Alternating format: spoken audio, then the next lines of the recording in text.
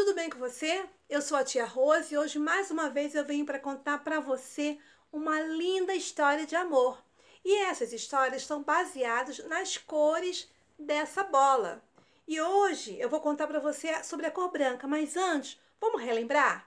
Falamos sobre a cor amarela, que é a cor dourada que lembra o céu de Deus. Depois falamos sobre a cor preta, que é o pecado que suja o nosso coração. Depois falamos sobre a cor vermelha, que representa o sangue de Jesus derramado na cruz por mim e por você.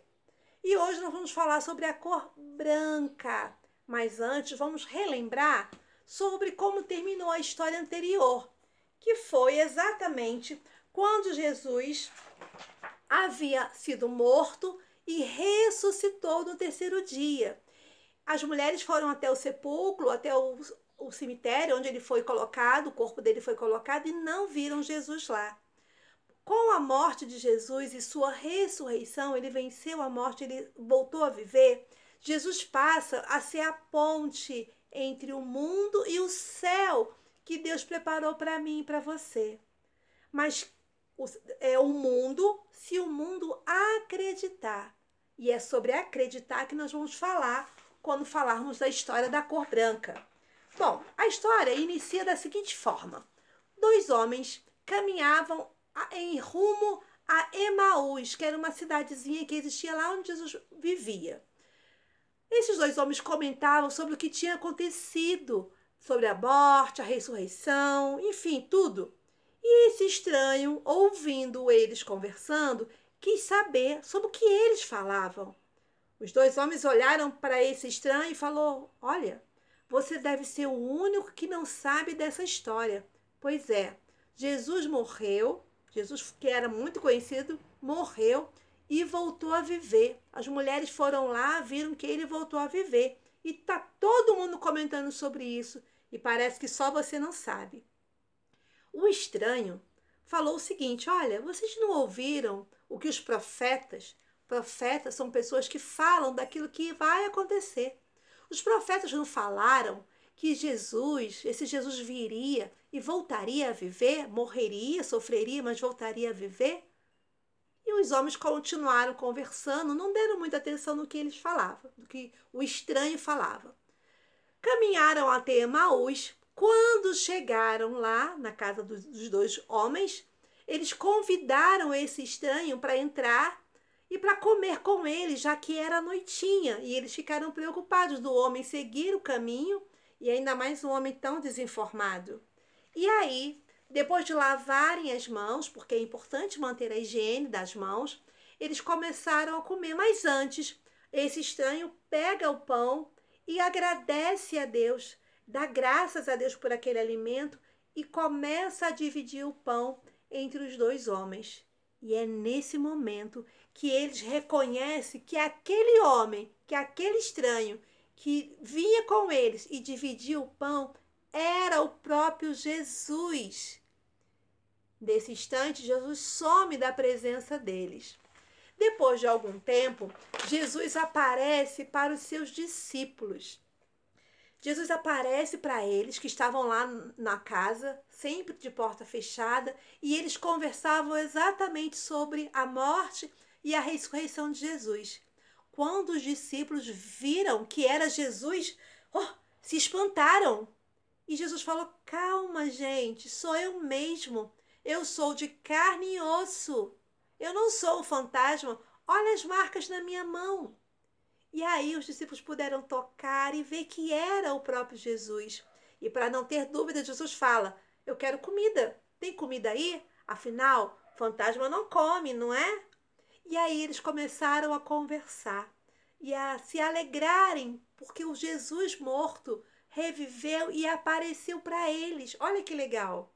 Só que nesse discípulos, né, nesse grupo que estava, aliás, discípulos é aluno, nesses alunos que estavam ali, que acompanharam Jesus o tempo todo, havia um que não estava, e o nome dele é Tomé.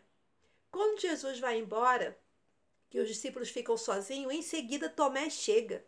E os amigos falaram: Tomé, você precisava estar aqui, Tomé. Jesus apareceu para nós, era ele mesmo. Nós tocamos, nós o abraçamos, nós vimos a marca na mão dele. E Tomé falou: é mesmo? Ah, eu não acredito. Eu só vou acreditar se eu puder tocar na mão dele, se eu puder vê-lo também. A Bíblia diz, queridos, que não crer na palavra de Deus é pecado. Tomé aqui cometeu um pecado de não acreditar naquilo que ele já tinha ouvido dos amigos. E o que o próprio Jesus teria falado, que ele ressuscitaria no terceiro dia. Às vezes, nós cometemos alguns outros pecados, que é xingar nome feio, roubar alguma coisa de alguém, mas não crer na palavra de Deus também é pecado. E eu já falei sobre pecado para vocês nas outras histórias. Mas Jesus precisava aparecer para Tomé. Mas na palavra dele, na própria palavra, Jesus falava que feliz é aqueles que não viram, mas acreditaram. Jesus nunca apareceu para mim como apareceu para esses discípulos, em que eu pudesse tocar. Mas eu acredito que ele existe. Eu acredito que ele morreu na cruz por mim. Então, você também pode acreditar. Uma semana depois, Jesus aparece para Tomé. E Tomé pode então tocar na mão de Jesus, tocar lá na lança, né, que foi colocada lá na costela de Jesus. Tomé só acreditou em Jesus porque ele viu. Que nós possamos confiar em Jesus ou crer nele, ainda que a gente não veja. E a história continuou. Depois disso, depois que ele apareceu para os discípulos, para Tomé, ele apareceu para um montão de gente. A história conta que ele aparece para mais de 500 pessoas.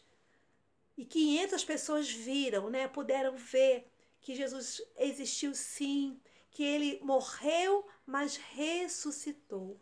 Querido, se essa história fez sentido para você, se essa história pôde falar no seu coração, se você acredita que isso aconteceu, vamos fazer uma oração agora?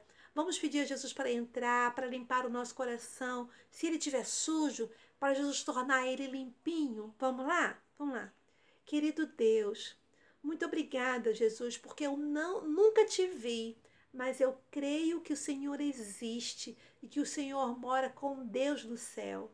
Jesus, eu peço que o Senhor entre no meu coração, que limpe o meu coração a ponto dele ficar branquinho, sem nenhum pecado.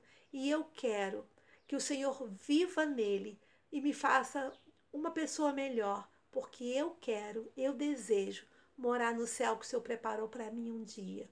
Obrigada. Nós te oramos em nome de Jesus. Amém. Se você fez essa oração comigo, Jesus está aí, ó, no seu coração. E ele pode limpar o teu coração de todo pecado todos os dias. Ainda que você peque de novo, peça perdão. Ele vai limpar de novo o pecado, ok?